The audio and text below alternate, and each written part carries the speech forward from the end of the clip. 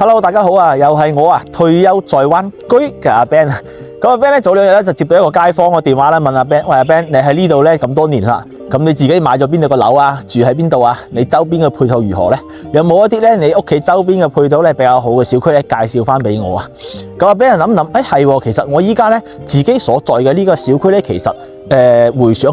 回想翻起身咧，即係住得比較舒適啦。同時咧，香港啦或者澳門嘅朋友仔咧退咗翻嚟呢邊住，亦都係一個唔錯嘅選擇啦。所以阿 Ben 咧今期咧就嚟翻到阿 Ben 所在嘅呢個小區啦，錦繡海灣城嚟介紹同分享呢個樓盤俾大家嘅。首先呢個錦繡海灣城咧，講翻個地理位置先啦。錦繡海灣城咧，佢位於我哋珠海嘅唐家灣片區啦，同我哋中山南朗片區嘅一個交界嘅位置啦。我哋揸車翻我哋嘅珠海唐家灣片區咧，僅需要500米嘅距離咧就可以到達啦。我哋前後咧又有2個輕軌站啦，一個就係我哋珠海嘅唐家北站啦，咁另外一個咧就係我哋中山南朗片區嘅翠亨站嘅。兩個輕軌站咧，翻過嚟拱北口岸嘅時間咧，一前一後，一個20分鐘，一個18分鐘就可以直接到達我哋拱北口岸嘅輕軌站啦。交通嚟講係非常之方便啦。咁同時咧，呢個錦繡海灣城咧，佢都有業主巴士咧直達翻我哋嘅香港太子同荃灣等地嘅。翻我哋嘅香港即係荃灣同太子咧係行我哋嘅深中通道啦，翻到去荃灣同太子大約係個半鐘嘅時間咧就可以到達啦。咁如果係經我哋嘅港珠澳大橋咧，我哋亦都有業主樓巴咧直接翻我哋港珠澳大橋咧，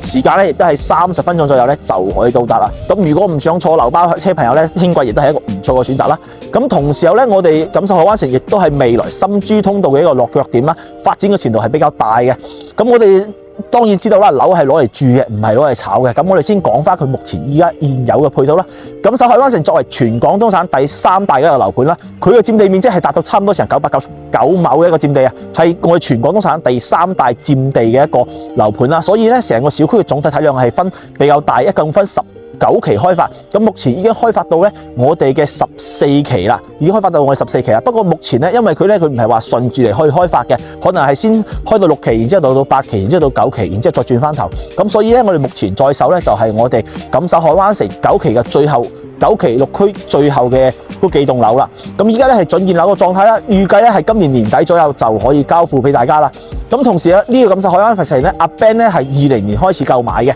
就已經買入咗啦。咁咧當時買入嘅價錢咧都係要去到15,000蚊左右嘅。咁但係咧，隨住呢幾年嘅房地產市場嘅一個下滑啦，目前咧我哋錦繡海灣城咧在售嘅新盤咧，在售嘅均價咧大約就係8000蚊一平方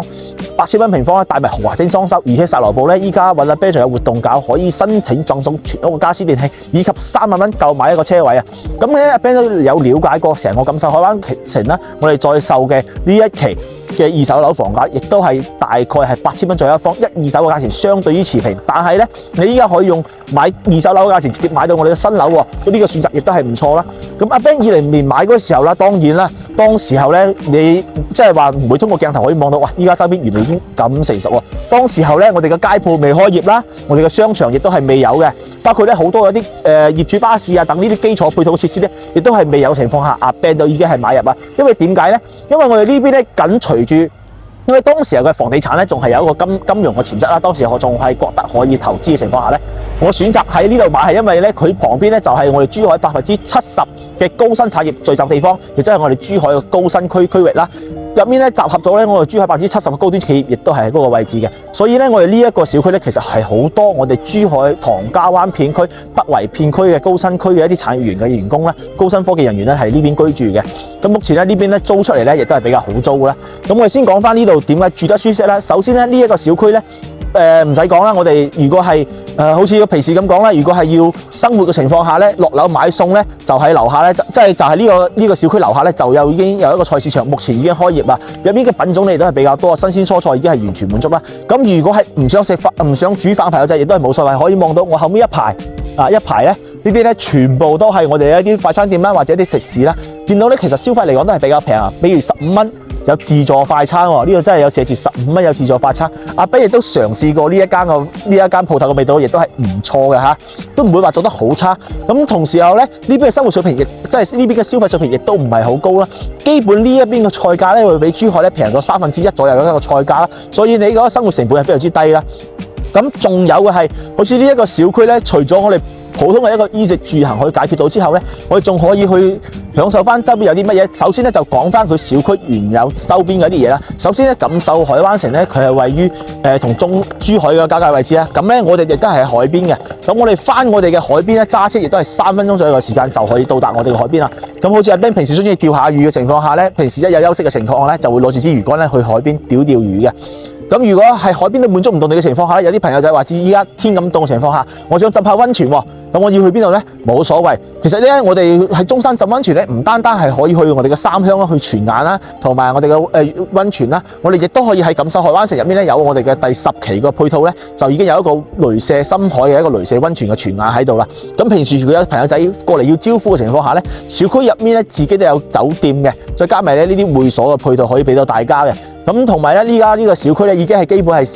現成嘅狀態啦。喺呢邊生活咧，足不出戶你就可以滿足到啦。咁除咗我哋樓下嘅底箱之外咧，同我哋溫泉啦，同我哋海邊之外咧，我哋仲可以去翻我哋嘅孫中山公園啦，同埋我哋五桂山公園咧，揸車亦都係5到10分鐘左右嘅時間就可以到啦。所以周邊嘅一個娛樂玩樂嘅空間亦都係比較十足嘅。咁除咗呢啲之外咧，如果我想去行大型商場咧，呢度有啲咩商場咧？咁比如我哋嘅珠海寶龍城啦。我哋嘅珠海唐家灣寶龍城啦，同埋咧未來即將開業嘅唐家灣北站寶龍城咧，亦都係我哋周邊嘅，步行過去亦都係5分鐘嘅時間就可以到達啦。咁同埋咧，如果唔去珠海咧，我去邊咧？可以選擇翻我哋嘅南朗啦、1+1市場啦等咧，呢啲配套咧亦都係比較方便啦。咁同時候咧，我哋仲可以咧。享受翻咧珠海嗰啲醫療配套啦，咁比如我哋嘅一個金頂醫院啦，我哋嘅一個唐家灣醫院或者我中大五院咧，都係喺揸車咧都係20分鐘之內就可以到達啦。咁咧可以保障翻我哋日常嘅一啲生命嘅一個健康咯。咁除咗呢啲之外，咁你小區入邊冇醫院嘅咩？其實錯啦，我哋都有。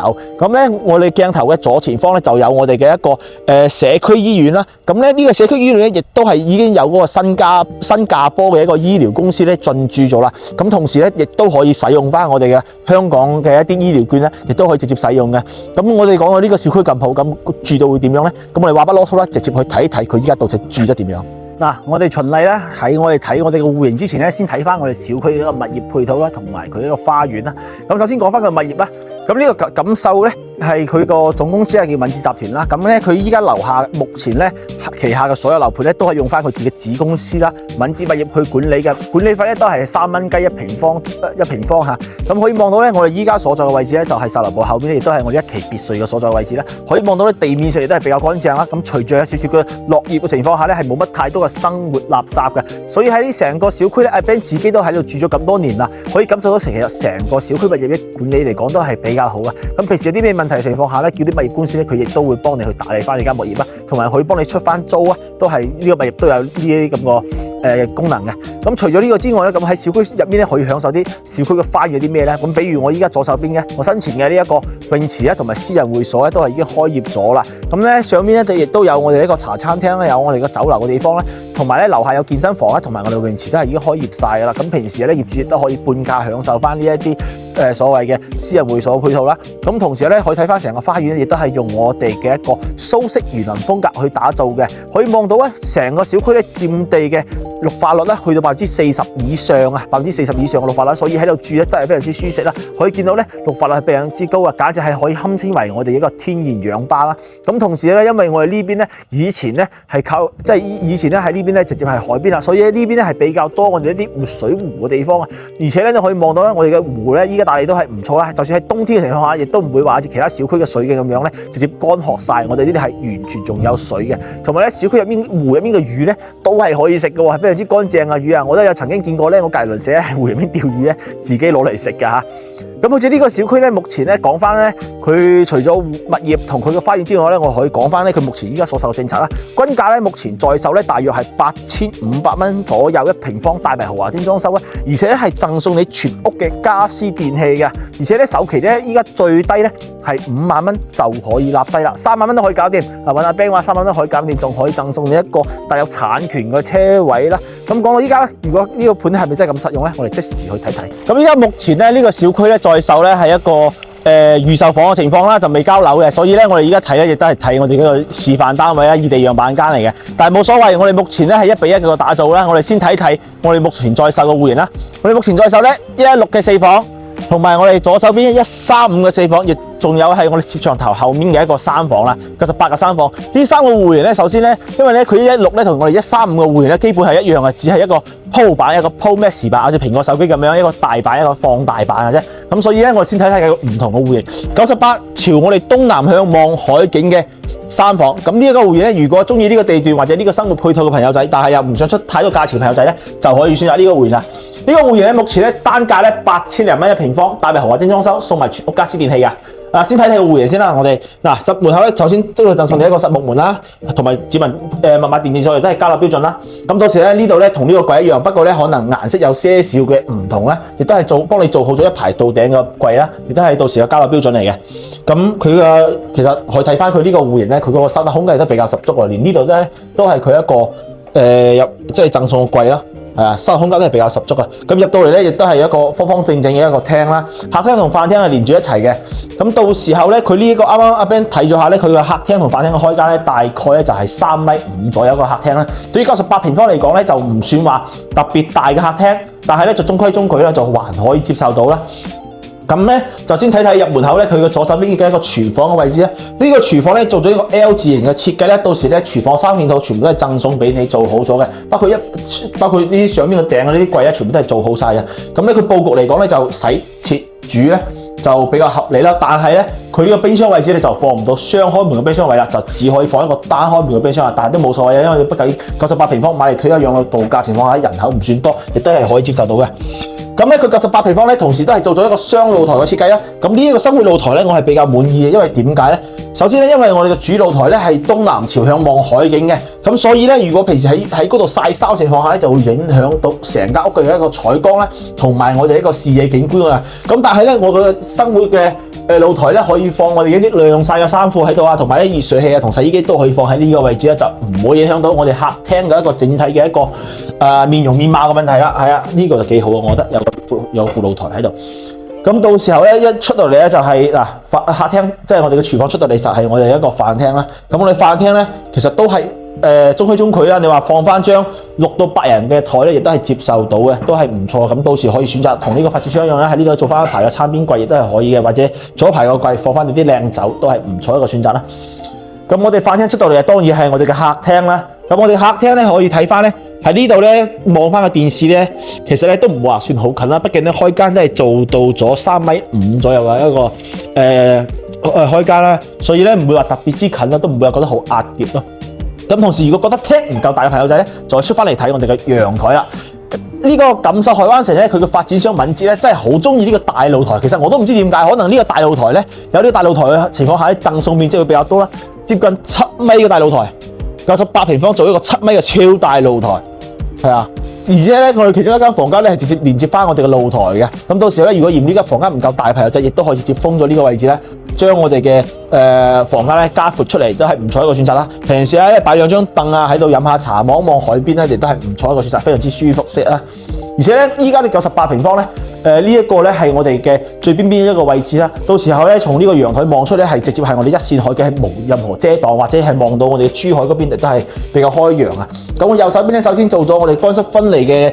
衛生間啦。呢個客用衛生間咧，到時候咧全部幫你做好晒瓷磚上牆啦，同埋我哋樓頂嘅涼把咧都係做好贈送俾你嘅。左手邊一排嘅鏡櫃咧，亦都係做好晒呢3色嘅鏡櫃咧，到時你再多嘢咧都可以放得低啦。同埋咧做咗一個單星盤嘅設計啦，同埋我哋個馬桶亦都係做好贈送俾你嘅。左手邊咧就係我哋第一個房間啦。咁我哋第一個房間咧可以直接出翻我哋嘅一個係咯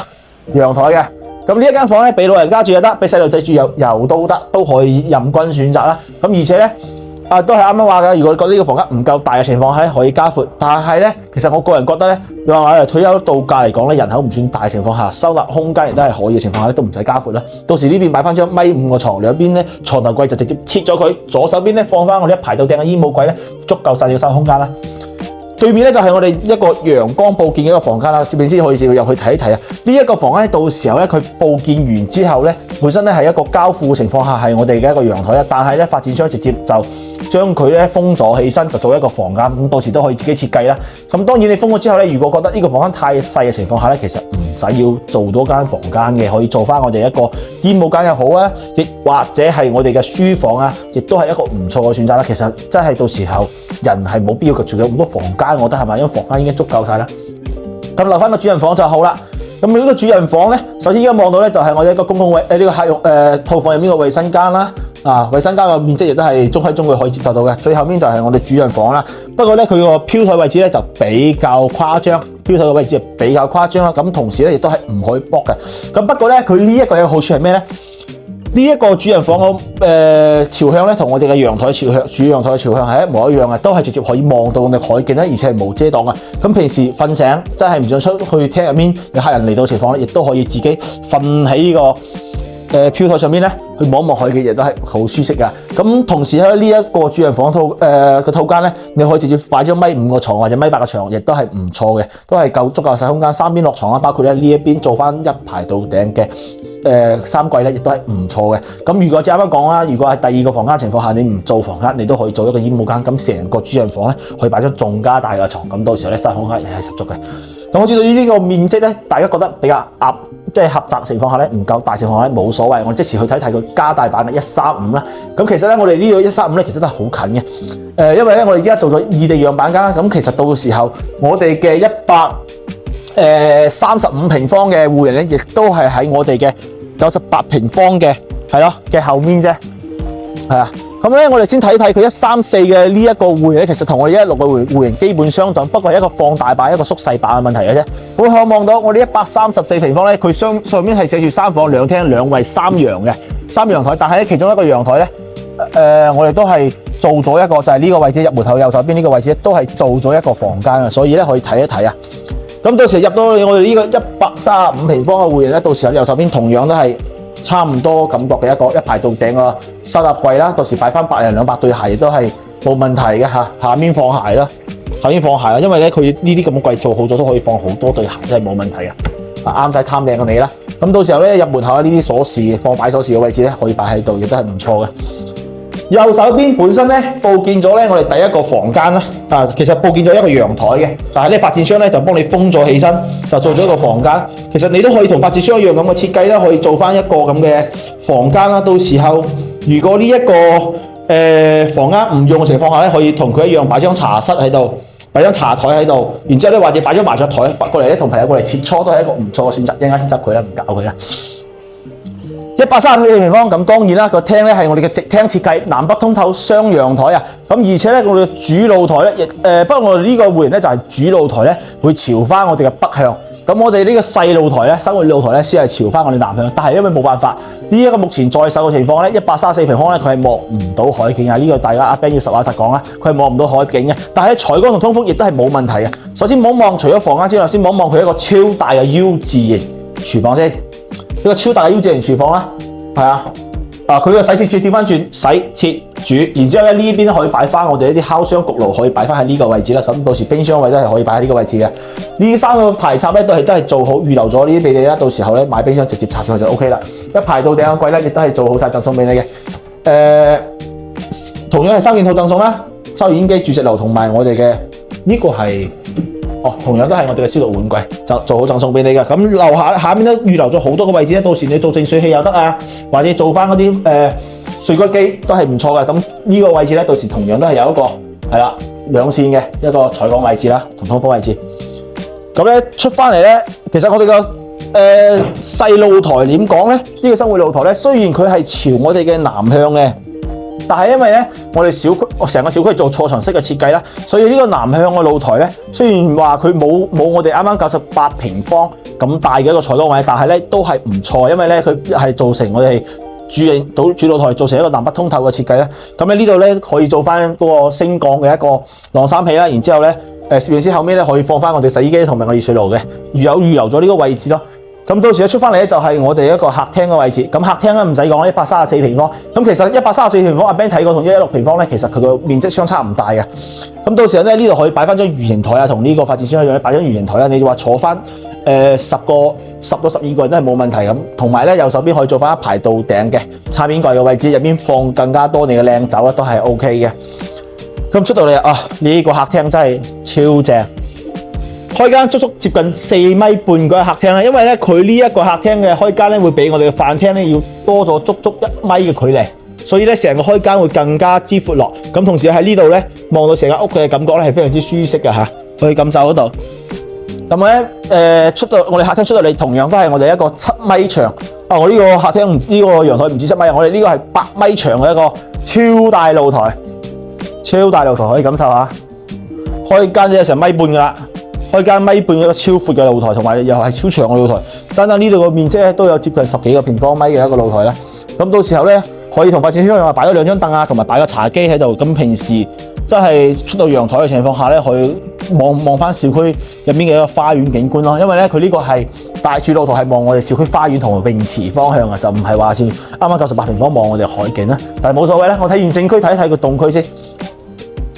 我哋嘅睇完動區睇翻個正區先。右手邊咧，首先就係我哋一個太陽衛生間啦。第一個太陽衛生間做咗3段式嘅乾濕分離嘅。咁到時同樣都係瓷磚上牆啊，同埋咧有預留咗飄台位俾你啦。不過呢個飄台位咧，阿 Ben 之前問過發展商係冇得 book 嘅。如果 book 咗情況下咧，呢一個